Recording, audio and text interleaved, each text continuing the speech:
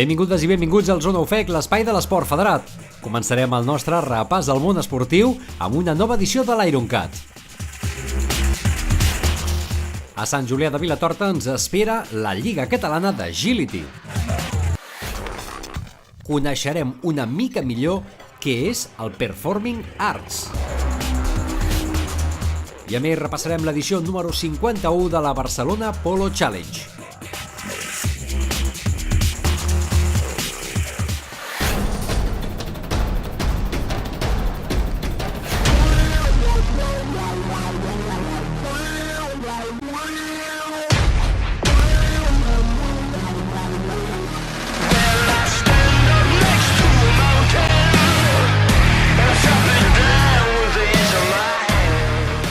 Robert Caras es va coronar de nou a l'ampolla a l'imposar-se en l'Ironcat Copa de les Nacions. El polonès va batre en més de 16 minuts el rècord que havia establert quan va aconseguir la victòria en l'edició de 2017. En aquesta ocasió no va donar opcions als seus rivals més directes i des de l'inici de la prova va portar el control. En categoria femenina, Montse Bel es va imposar també amb claredat, superant la segona classificada en més de 50 minuts. El guanyador de l'Ironcat, germà del mític nedador polonès Sebastian Karas, va aconseguir l'any passat el títol de campió mundial de triatló triple Ironman. I a més, a l'ampolla va demostrar que es troba en un moment extraordinari, deixant a més de 13 minuts en la prova de 180 km sobre la bicicleta Albert Jiménez, el seu immediat perseguidor i vencedor de la passada edició. No sóc un gran nedador i he sortit de l'aigua als 20 llarg i m'he agafat la bici i he fet la meva bici, a la meva intensitat, fent la meva cursa. He aconseguit remuntar fins a la segona posició, ja que cada primer venia d'un altre planeta, no sé de qual, però no he pogut, evidentment, enxampar-lo.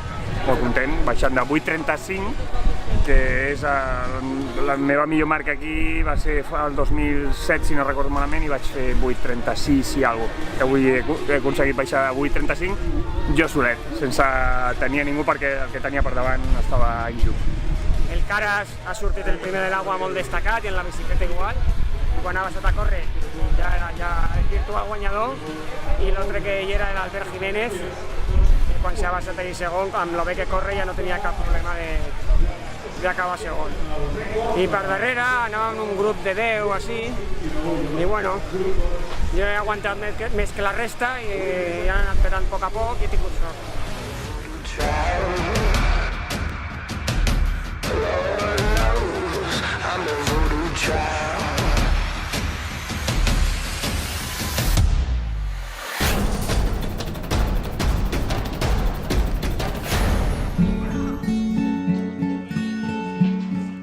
Avui estem disputant l'última prova del Campionat de Catalunya 2018-2019.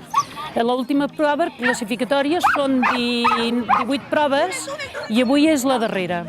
I a partir d'aquí 15 dies, no, 3 setmanes, tenim la Copa Catalunya, que ja és el final de la temporada. La temporada de l'Agility comença al setembre, o sigui, són 18 proves que se sortegen, o sigui, es reparteixen durant els mesos que duren des del setembre fins al mes de maig. La feina del jutge consisteix en muntar uns recorreguts per cada categoria, no? I segons la seva competició, al seu nivell, muntem unes pistes més difícils o menys, al nostre criteri, evidentment, i la nostra feina és xiular les faltes, les refusades, si algú es fa una eliminació, doncs eliminar. Jo fa 10 anys que faig agility i fa 3 anys, aquest és el tercer any que fem de jutge. Jo prefereixo competir. El que m'agrada molt l'agility, si no hi haguessin jutges, doncs tampoc hi hauria agility, no? El tema de l'agility va ser a través de la meva dona. Jo no feia agility i una mica per enganxar-me amb la dona i tal, i ara estic més enganxat jo que la dona. I el tema de jutge, hi havia pocs jutges, es va obrir la veda per entrar i ens vam animar. A casa feia jo agility i vam comprar un gos, teníem, i el meu home es va començar a engrescar i jo vaig ser una mica que li vaig dir té el gos i comença tu. I amb la il·lusió, al final va ser ell que es va quedar aquell gos per fer agility i jo ja estava contenta. Mentre ell comencés una mica el món aquest, la veritat és que li encanta. Ara és jutge i li agrada també, molt. Al cap de setmana nosaltres ens envolta el món de l'agility amb gossos i el camp. Sobretot el camp, el típic dinar amb carmanyola, amb els amics, fer taula... Sí, fer algo que no està gaire de moda, però que a nosaltres ens agrada. Ara estem en un parèntesis de que hem quedat en estat i, clar, no és bo patir alguna caiguda. L'altre també em va agafar quan ella tenia 4 anys, que ja vam fer un parèntesi al mig, també. I la Gala ara ja té 9 anys i ja li toca la retirada, encara que segueix amb ganes, pobreta, el cos ja no l'acompanya. Hem intentat sortir avui per fer una mica la retirada, però pobreta, físicament el cos ja no l'acompanya.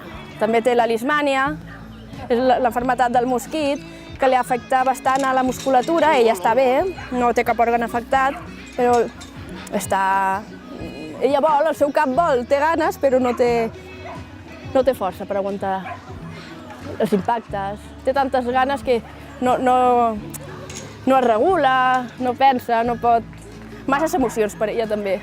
Les ganes, la potència i l'edat, no l'acompanyen. Tenim el meu home, té 2 gossos, també que l'altre també el retirarà aquest any, i té un altre més jovenet, i jo tinc la Gala i la Celaya, que és la joveneta també, que hem començat aquest any, i el nen, que encara és petit, esperem que també li agradi.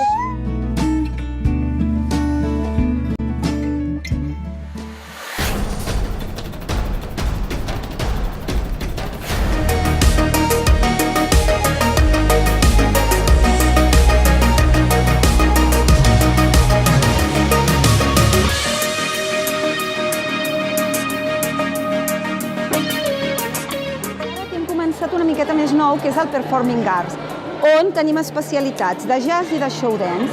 En el jazz, doncs, com ho indica el nom, és un format, una fusió de totes les danses d'estils de jazz. Tant podria ser el que coneixem en els musicals, com podríem fusionar funky, líric, sempre hi ha una base de dansa clàssica, contemporani, o agafar només un estil. Aleshores, a la part del show dance poden presentar el que vulguin. Mentre hi hagi una temàtica, hi hagi una història que explica i de cop i volta poden començar amb clàssic, canviar amb jazz, passar i fer salsa, el que cregui convenient la creativitat de cada entrenador i de cada coreògraf. És que feia molta falta, o sigui, per mi és necessària aquesta modalitat, perquè està molt bé ballar i, evidentment, en qualsevol altra modalitat de dansa, mentre balles també has d'expressar, no? Però en show dance, sobretot, el que s'ha de fer és expressar molt la història que estàs representant mentre balles. Aleshores, trobo que per elles és molt beneficiós perquè poden, sobretot, deixar-se anar a perdre la vergonya, perquè a les meves, per exemple, els hi va costar molt, no? I crec que per elles va molt bé, perquè es deixen anar i en definitiva, crec que ho gaudeixen molt més, perquè entenen el que estan representant.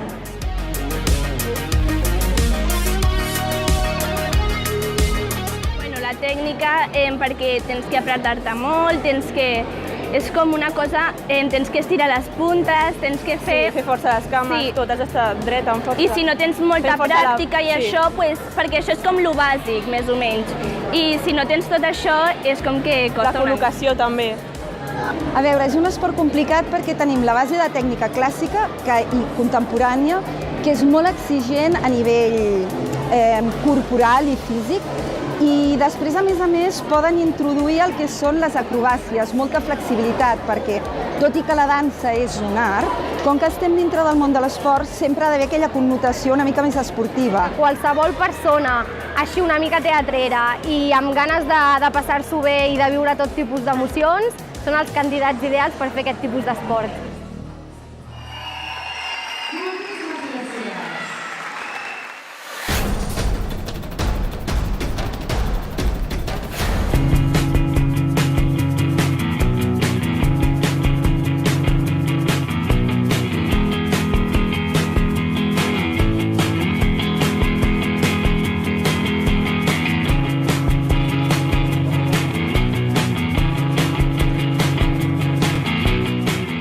Vuit equips van lluitar pel títol a la Barcelona Polo Challenge.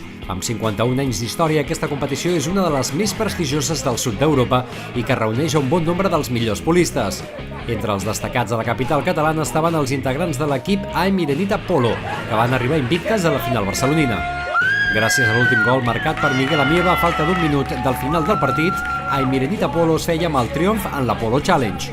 L'equip format per Xavi Conill, Juan de Dios, Miguel Amieva i Benjamín Araya s'imposava per un ajustat 6,5-6 al Cibao La Pampa.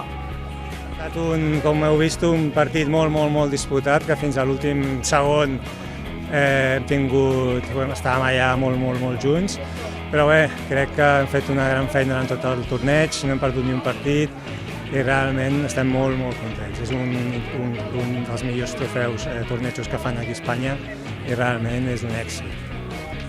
La verdad que un torneo muy bueno, nunca había venido, es mi primera vez, y es muy divertido, la cancha es espectacular y el ambiente es muy bueno, así que muy contento. Y bueno, nos tocó ganar, así que espectacular. La verdad que el otro es un equipazo, ya lo veníamos viendo desde el primer día del torneo, vienen jugando juntos hace rato y era muy duro, teníamos que jugar muy bien para ganarles y bueno, pudimos aguantarlo hasta el final y bueno, con un gol de Miguel el último minuto les ganamos.